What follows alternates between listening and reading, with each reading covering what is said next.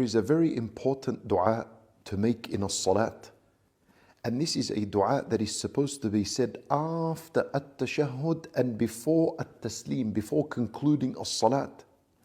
And it is supposed to be made in the obligatory prayers and also in the voluntary prayers. Some ulama considered it an obligation, and the vast majority considered it a very recommended, highly recommended dua to make. And it was the final dua of the Messenger sallallahu alaihi wasallam in his salat. He would seek Allah's protection from four matters.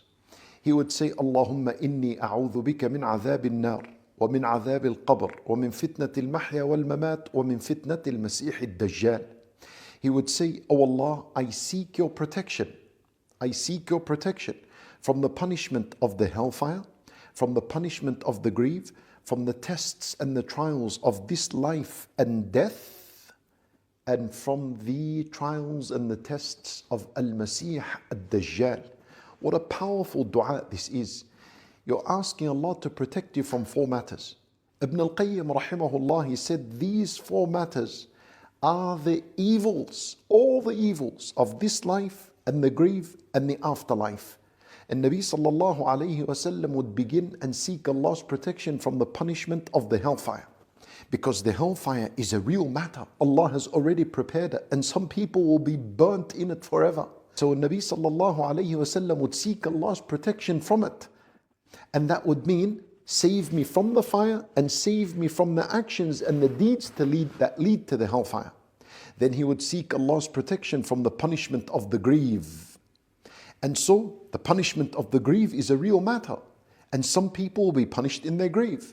So he asks Allah Azza wa Jal to protect him from the punishment of the grave and from the deeds and actions that lead to the punishment of the grave.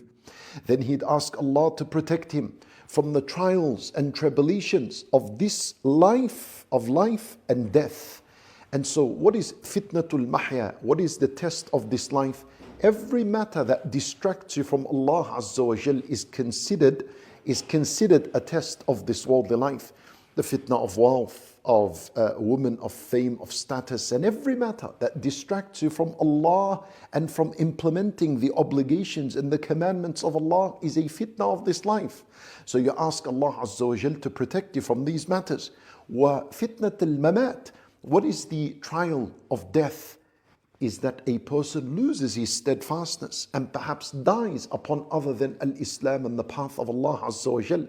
And that is a great fitna, because for such a person, he'd be doomed to the hellfire forever.